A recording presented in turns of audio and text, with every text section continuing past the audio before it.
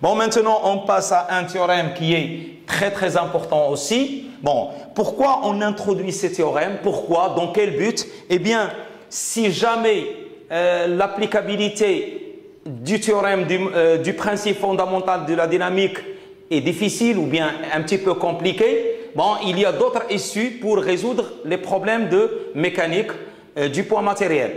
Et on va voir au fur et à mesure. Donc, il s'agit du théorème de moment cinétique. C'est un théorème écrit en termes de quantité vectorielle. Donc, il a la possibilité de donner 3 équations projetées.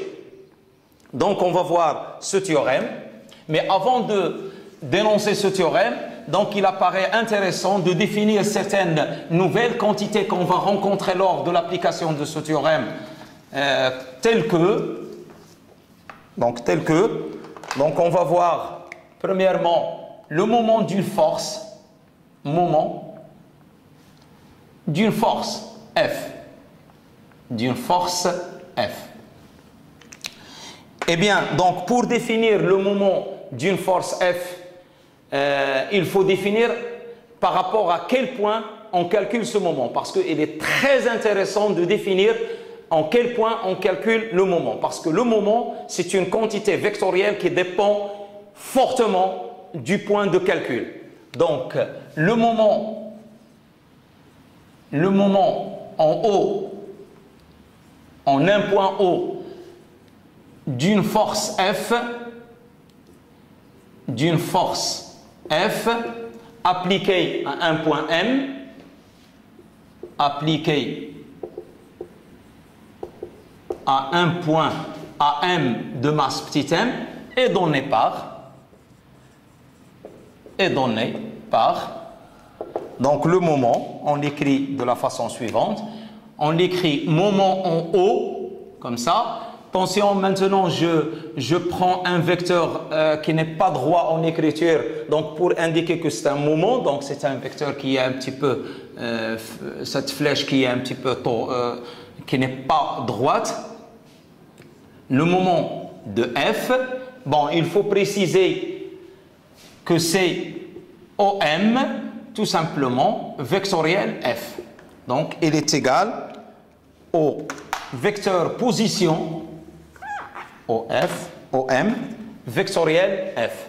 Eh bien, donc si je me réfère aux propriétés des produits vectoriels, donc il s'avère directement que ce moment en haut de F, il est perpendiculaire à OM et à F, donc au plan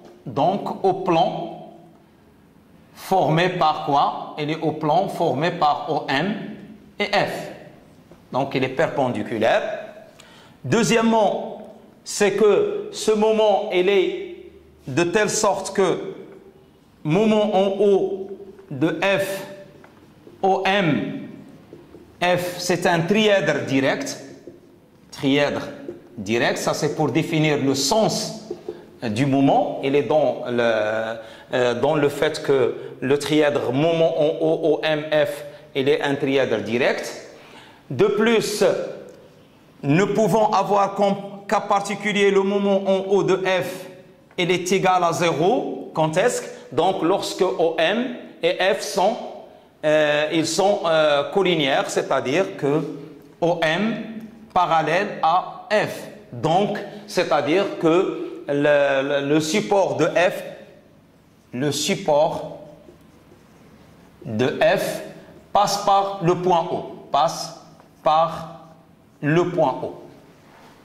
En plus, ce moment ne dépend pas de la position du point d'application de F sur la droite support de F, parce que si je prends 2 points quelconques M et M' sur le support qui porte F, eh bien toujours j'aurai la même quantité M en haut de F est égal à M en haut' de F.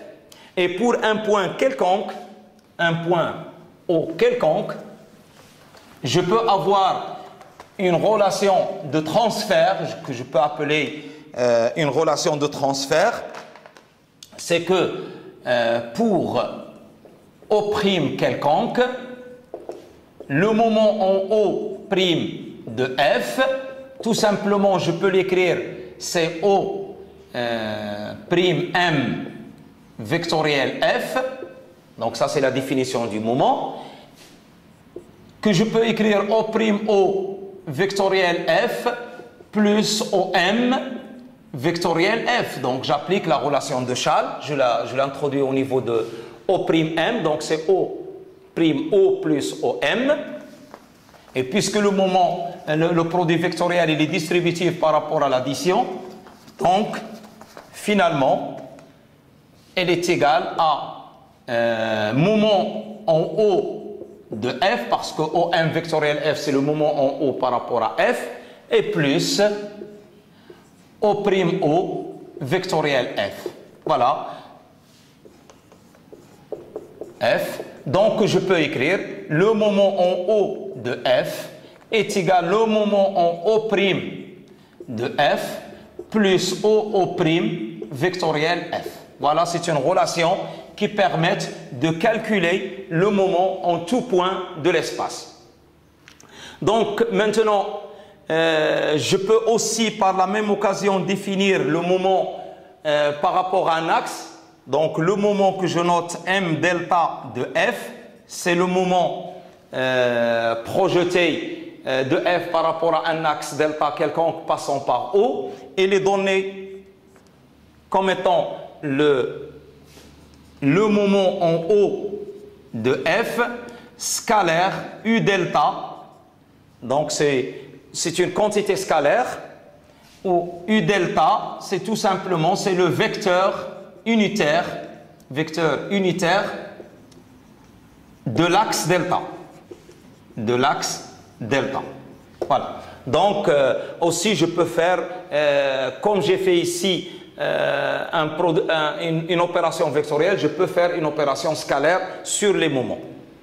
Voilà. Donc, pour la démonstration, donc, c'est très simple.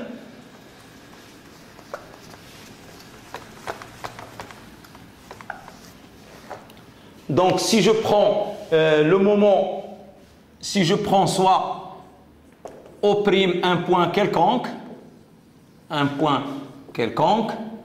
et donc on a d'après la première relation que moment en haut de F est égal au moment en O' de F plus O' vectoriel F. Bien sûr, O et O' sont deux points qui appartiennent à la O', point de l'axe delta, deux points de delta. Donc, si je fais la projection, donc le moment en haut de F, scalaire U delta, est égal au moment en O' de F, scalaire U delta, plus O' vectoriel F, scalaire U delta. Et ici, on fait apparaître un produit mixte, donc qui regroupe le produit vectoriel et le produit scalaire. Et puisque O', ce sont deux points de l'axe delta, donc O' est parallèle à U delta. Parce que les deux points, ils appartiennent à l'axe delta, ce qui fait que ce produit mixte, il est égal à 0, donc ce produit mixte il est égal à 0, donc ce qui implique que le moment en delta, le moment en haut de F scalaire U delta est égal au moment en O' de F scalaire U delta. Voilà. Donc maintenant on passe à définir une nouvelle quantité. C'est le produit, c'est le moment cinétique. Pour un point M de masse petit m, en mouvement dans un référentiel R, dans un référentiel R, bon, que je vais considérer un référentiel galiléen, et après, je peux énoncer même le théorème dans un référentiel non galiléen. par rapport à un point O, par rapport à un point O quelconque, le moment cinétique est défini par le moment cinétique de M est défini par, donc on peut le définir de la même façon qu'on avait défini le moment d'une force F.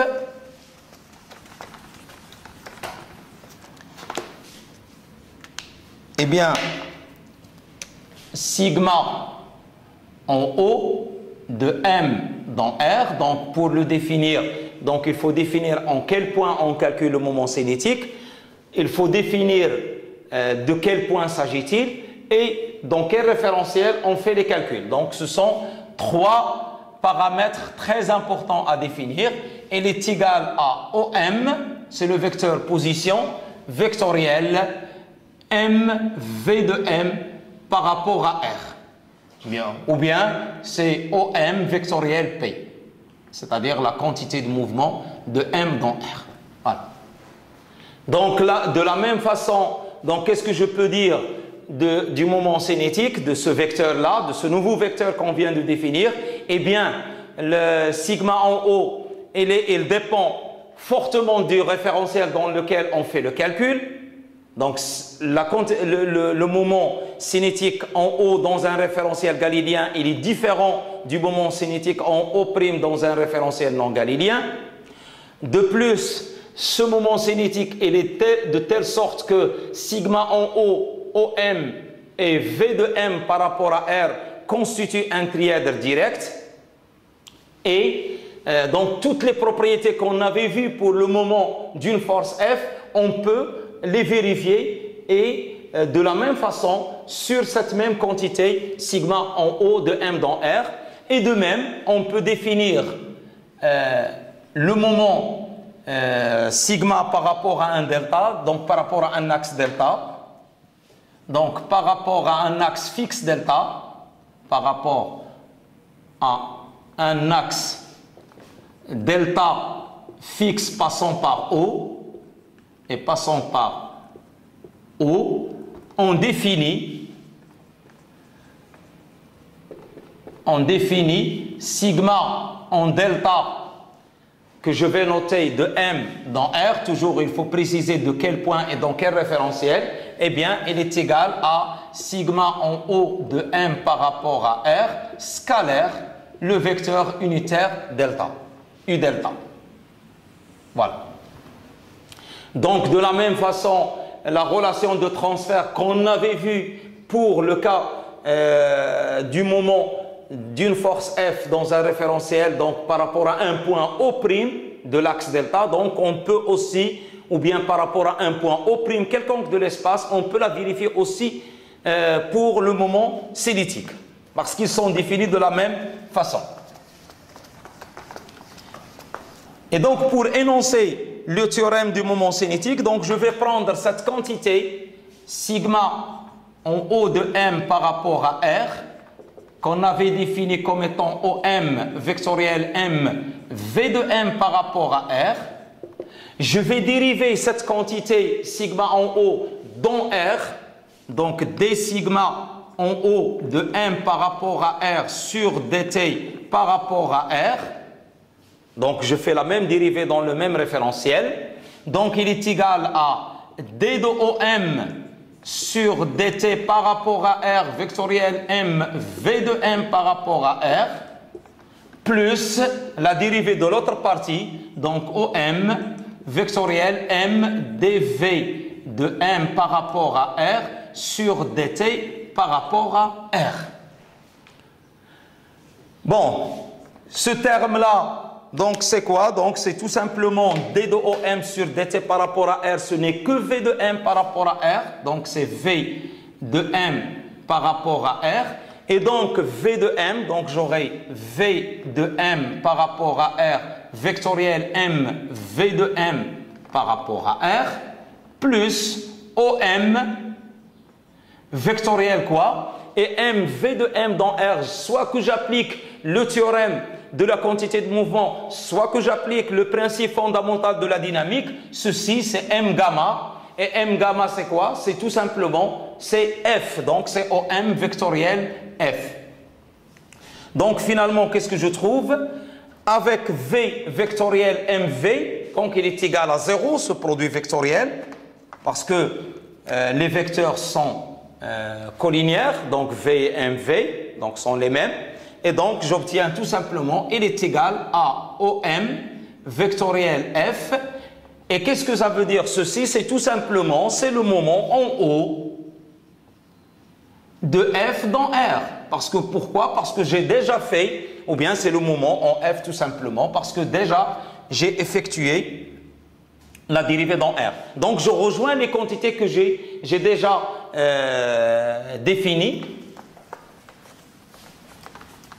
Eh bien, le théorème du moment cinétique peut s'énoncer de la façon suivante.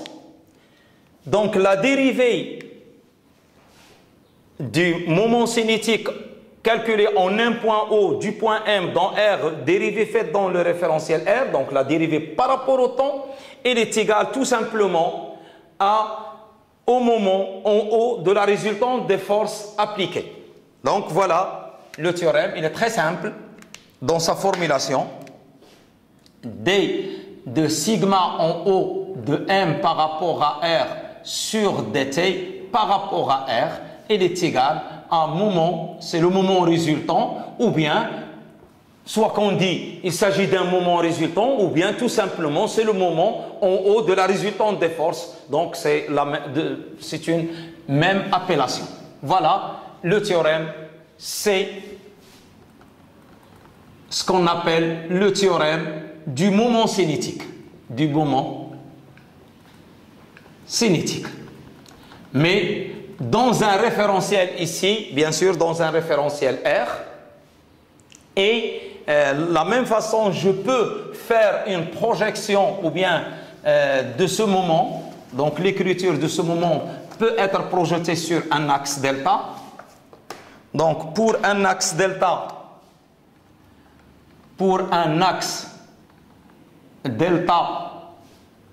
de vecteur U delta, passant par O,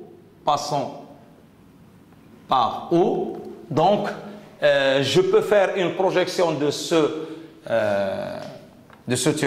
théorème. Donc il suffit d'écrire que d sigma en haut de M par rapport à R scalaire U delta sur dt par rapport à R, il est égal à moment en haut de F scalaire U delta.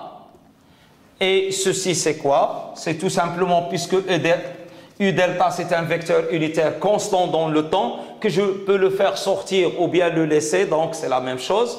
De toute façon, sa dérivée par rapport à t, elle est nulle, c'est-à-dire d de U delta sur dt par rapport à R est égal à 0, parce que c'est un vecteur qui est constant dans le référentiel R. Donc ce qui implique que d de sigma en delta, comme ça, sur dt, bien sûr, dans le référentiel R, elle est égale à moment en haut de F scalaire U delta. Voilà. Donc je peux, par exemple, pourquoi je fais ce calcul? Si jamais, par exemple, on s'intéresse à avoir l'équation ou bien avoir le résultat de ce théorème par rapport à un axe privilégié, par exemple, si l'axe CU delta est égal à K, par exemple, je veux faire une projection de ce théorème du moment cinétique par rapport à l'axe K, l'axe vertical par exemple K, eh bien, tout simplement, je peux avoir le résultat directement, c'est-à-dire que D de sigma projeté suivant K sur dt, il est égal au moment de force scalaire K. Donc, je peux avoir directement les trois équations projetées. Donc, ce théorème aussi, je peux je peux dire que ce théorème reste valable quel que soit le point fixe dans un référentiel galiléen. Donc, il est le même que je prends un point O ou bien un point O', mais qui est aussi fixe dans R galiléen. Donc, je peux avoir le même résultat. De plus, si la particule est isolée, c'est-à-dire que la résultante des forces elle est égale à 0, donc pour une particule isolée, c'est-à-dire qu'il ne subit aucune action de force sur elle, donc F est égal à 0, donc je peux avoir que d sigma en haut de M par rapport à R sur dt par rapport à R, il est égal à 0 parce qu'on a un moment en haut de F et F est égal à 0, donc le moment il est nul, ce qui implique que sigma en haut de M par rapport à R, il est égal à une constante. C'est-à-dire que le moment cinétique en haut de M dans R à un instant t, il reste égal au moment cinétique en haut de M à l'instant t est égal à 0, ou bien à l'instant initial. Voilà. Donc, notez bien, et ça c'est très important, pour appliquer le théorème du moment cinétique, pour, par exemple, chercher à solutionner un problème de mécanique, il est préférable et il est conseillé même d'utiliser un point fixe dans R pour calculer les moments. Donc, il est très important, mais si jamais on n'a pas cette possibilité, on peut aussi travailler pour un point qui est mobile dans R et on va écrire la nouvelle écriture du théorème du moment cinétique pour un point mobile dans R. Donc, soit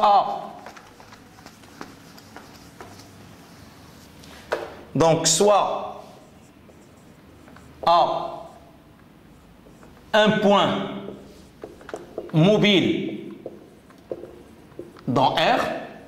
Lorsque je dis un point mobile dans R galiléen, donc qu'est-ce que ça veut dire? C'est-à-dire que j'ai une vitesse VA dans R, qui n'est pas nulle. Donc, sigma en A de M dans R, comment je peux l'écrire? Donc, c'est tout simplement, c'est AM vectoriel M V de M par rapport à R.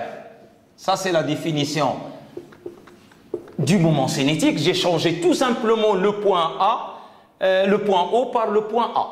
O était au départ un point fixe. Maintenant, je vais prendre A, un point mobile, et je vais faire les calculs. Donc, si je veux calculer la dérivée en A de M par rapport à R sur dt par rapport à R, il est égal à d de AM sur dt par rapport à R plus vectoriel M V de M par rapport à R plus AM vectoriel D de M de V de M par rapport à R sur dt par rapport à R. Bon, maintenant, il suffit de dériver ce vecteur AM. Eh bien, ce AM, comment je peux l'écrire, est égal à D sur dt de AO par rapport à R vectoriel M V de M par rapport à R. Donc, je vais appliquer la relation de Charles, plus D de OM sur dt par rapport à R vectoriel M V de M par rapport à R, plus, et ce terme-là, donc c'est AM vectoriel, ça c'est la dérivée de la quantité de mouvement par rapport au temps dans R, donc c'est tout simplement, c'est la résultante des forces F, donc AM vectoriel F.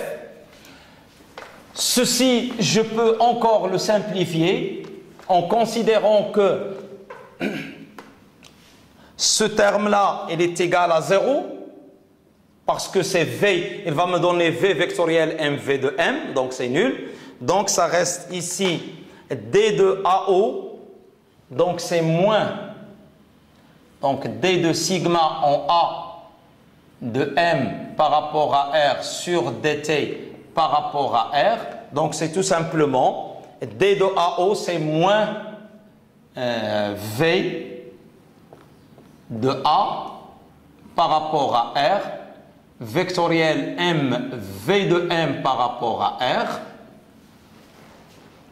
Voilà, parce que D de AO, c'est moins D de OA, et D de OA sur dt, c'est la vitesse du point A, plus le moment en A de la force F, de la résultante des forces. Finalement, qu'est-ce qu'on trouve? D de sigma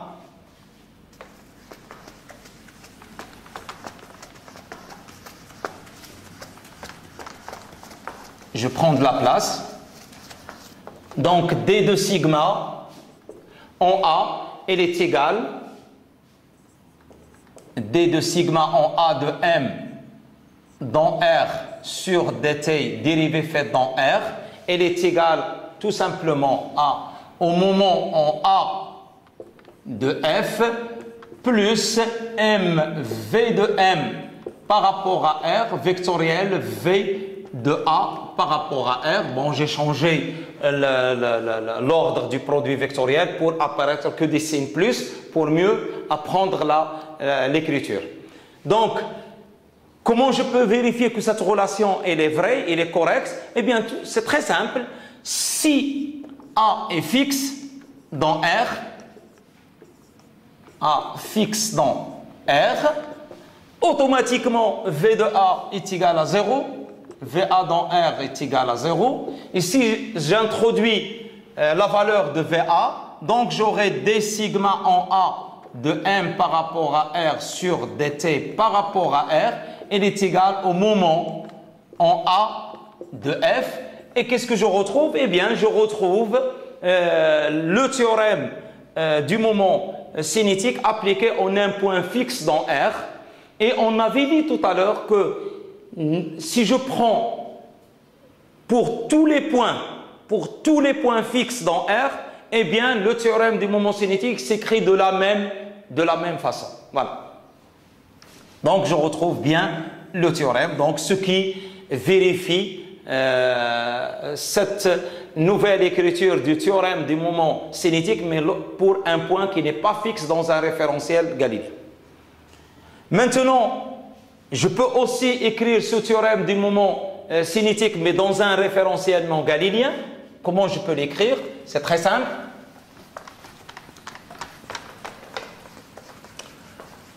Pour un référentiel non galiléen, soit R1, soit R1, un référentiel relatif, un référentiel relatif, bien sûr, lorsqu'on dit relatif, c'est-à-dire relatif par rapport à un référentiel galiléen, d'origine O1, eh bien, on écrit D sur dt de sigma en O1 de M par rapport à R1 par rapport à R1,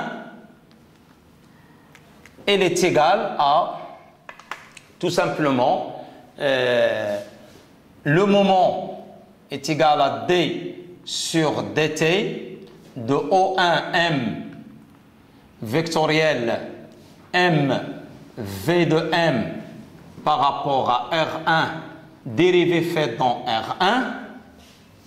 Si je développe les calculs, donc ceci il est égal à V de M par rapport à R1 vectoriel M V de M par rapport à R1, c'est la dérivée D sur dt de O1M, c'est V de M par rapport à R1 vectoriel ceci, plus O1M vectoriel M D de V de M par rapport à R1 sur dt par rapport à R1. Eh bien, ceci, elle est nulle, parce qu'on aura V de M R1 vectoriel V de M par rapport à R1. Il reste tout simplement O1M vectoriel et M dv sur dt, vitesse relative, dérivée dans le référentiel relatif, ce n'est que c'est m gamma de m par rapport à R1, je retrouve l'accélération relative. Et en appliquant le principe fondamental de la loi de décomposition des mouvements qui stipule que le gamma de m par rapport à R, donc c'est O1m vectoriel m gamma de m par rapport à R moins gamma E de m moins gamma C de m, voilà, il est égal à O1m vectoriel m gamma de m par rapport à R plus O1m vectoriel moins m gamma E de m plus O1m vectoriel moins m gamma C de m. Eh bien, ceci, c'est le moment en O1 de F, de la résultante des forces, parce que m gamma c'est F, plus le moment en O1 de FE, plus le moment en O1 de FC, c'est-à-dire la force d'inertie d'entraînement et la force d'inertie de Coriolis. Donc, ceci implique que la dérivée par rapport au temps du moment cinétique en O1 dans un référentiel relatif, la dérivée faite dans le référentiel relatif, elle est égale tout simplement au moment en O1 de la résultante des forces extérieures, les forces appliquées sur M, plus FE plus FC, c'est-à-dire la résultante des forces d'inertie appliquées sur le point. Voilà. Et c'est ça l'écriture de sigma en O1 de M par rapport à R1 sur dt. Eh bien, c'est la nouvelle écriture du théorème du moment cinétique, mais dans un référentiel non galiléen. Voilà. Donc, peut-être maintenant que je vais donner une petite application, c'est un exemple d'application pour bien assimiler ou bien pour bien jouer avec ces produits vectoriels, avec ces moments de force, pour bien comprendre le problème. Donc, pour cela, je vais considérer le mouvement d'un pendule simple. Donc, je vais considérer le mouvement d'un pendule simple. Donc, je vais considérer un référentiel galiléen, donc soit R, O, I, J, K, référentiel galiléen. Et je vais considérer le référentiel R1, O, Rho, Eθ et K, un référentiel non galiléen,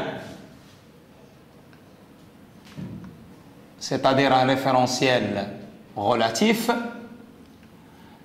Et le schéma qu'on a, c'est très simple. Donc on a dans le plan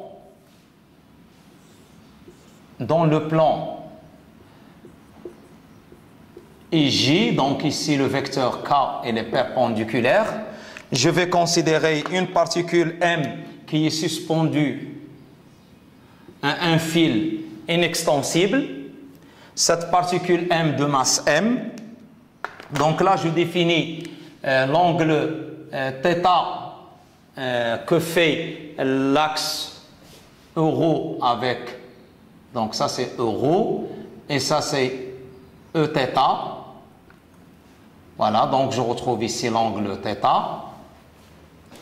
Donc ici l'axe X, Y. Et donc ici la masse, le point M de masse M. Donc si je fais l'inventaire des forces, donc pour ce qui est inventaire des forces,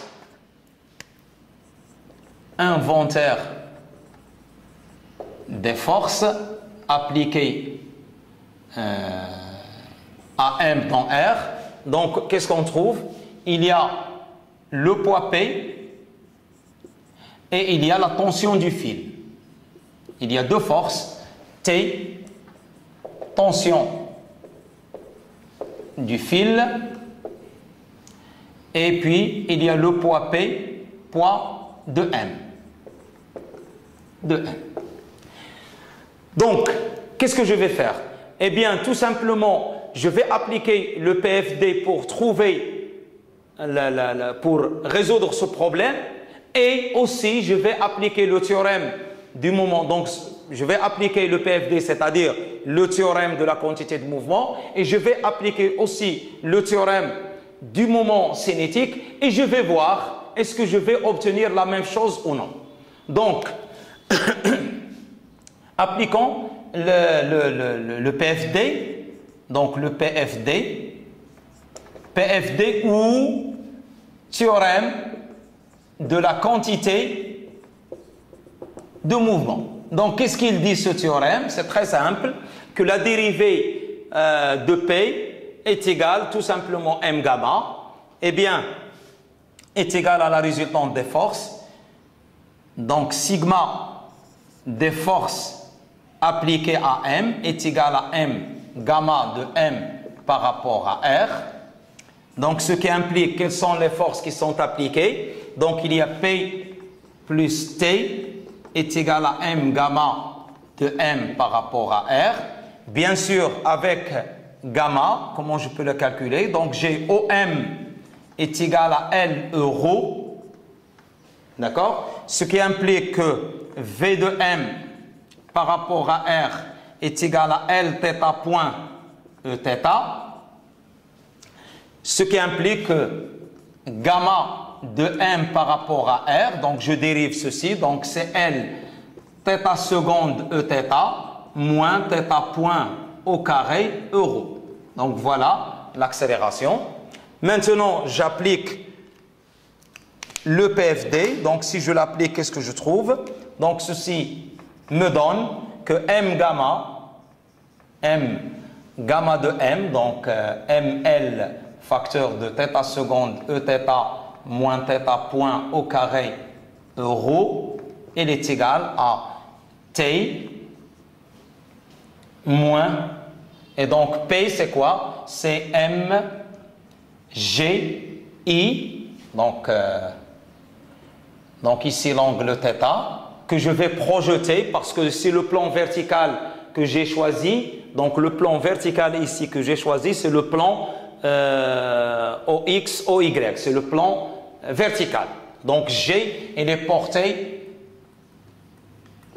Donc si j'écris G, il est porté comme ça, donc c'est plus MG tout simplement. C'est MG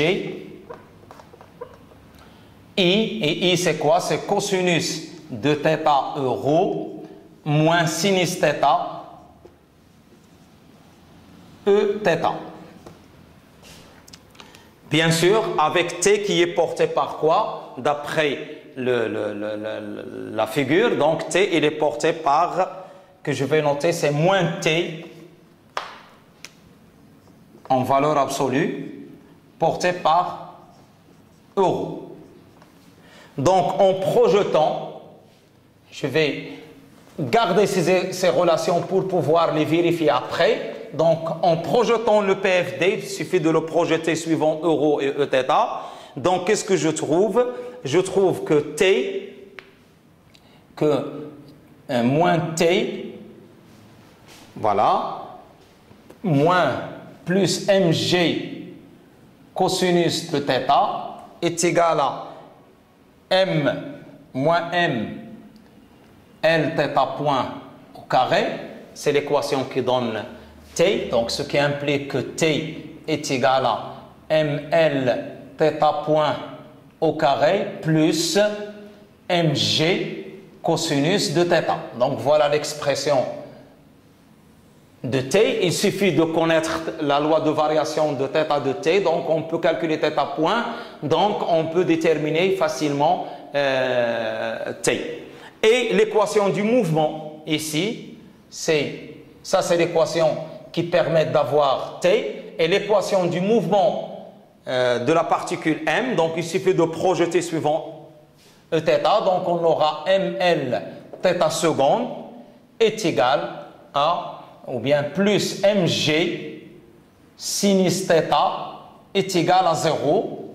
Donc, l'équation θ seconde plus g sur L sinus θ est égal à 0. Donc, c'est une équation qui est très connue en mécanique. Bon, si je me place dans les petites oscillations, eh bien, il s'agit d'un mouvement qui est périodique, de période t est égal à racine de pi, racine de L sur G. Bon, voilà ce qu'il m'a donné le théorème du moment, le théorème de la quantité de mouvement ou bien le PFD. Maintenant, je vais appliquer le théorème du moment cinétique pour trouver. Il faut que je retrouve la même chose. Il faut que je trouve la même chose. Bon, pour cela, je vais calculer le appliquant le théorème du moment cinétique. Donc, qu'est-ce que je vais écrire? Eh bien, je vais appliquer au point O ce théorème du moment au centre de référentiel R. Donc, sigma en O de M par rapport à R, à quoi est égal? Est égal à OM vectoriel M V de M par rapport à R. C'est quoi? OM, c'est L rho, vectoriel M et L θ point Eθ. Donc, qu'est-ce que je trouve? C'est M L au carré θ point porté par K. Donc, le moment cinétique, vous voyez que c'est un vecteur qui est perpendiculaire au plan formé par rho et Eθ. Donc, il est porté par l'axe K, par le troisième axe des référentiels. Voilà, donc ici c'est θ point, bien sûr. Maintenant, je vais calculer d de sigma en O de M par rapport à R sur dt par rapport à R. Je dérive dans R. Le vecteur K étant fixe dans R, eh bien, qu'est-ce que je trouve? C'est M L au carré θ seconde K. Voilà. Il est égal, d'après ce qu'on avait vu, c'est le moment en O des forces appliquées. Or, la résultante des forces appliquées ici, c'est le moment en O, donc c'est OM, c'est L rho, donc c'est OM vectoriel T plus P. Donc c'est la tension du fil plus P. Or, rho, il est parallèle à T, donc parce que T, il est porté par rho, donc L rho vectoriel T est égal à 0. Donc L rho vectoriel T, ceci c'est nul. 0. Plus L rho vectoriel mg. Et là on a cosinus de θ rho moins sinus θ Eθ. Voilà. Qu'est-ce que je trouve? Tout simplement, c'est mgl sinus de θ avec un signe moins et euro vectoriel Eθ, c'est k. D'accord? Eh bien, je remplace ceci par sa valeur, donc m L au carré, voilà, θ seconde porté par k. Donc, ceci, il implique automatiquement que la relation que j'obtiens, c'est θ seconde plus g sur L sinus θ, il est égal à 0. Et cette équation, c'est quoi? Ce n'est que l'équation du mouvement de M. Donc, c'est l'équation qu'on a trouvée. Donc, 1 et 2 sont les mêmes. Donc, comme vous voyez, ça, il est obtenu en appliquant le PFD ou bien le théorème de la quantité de mouvement. Et celle-là, il est obtenu en utilisant le nouveau théorème qui est le théorème du moment cinétique. Donc, ils peuvent donner la même chose. Donc, voilà l'équation différentielle qu'on peut l'obtenir de façon simple et rapide en utilisant le théorème du moment cinétique.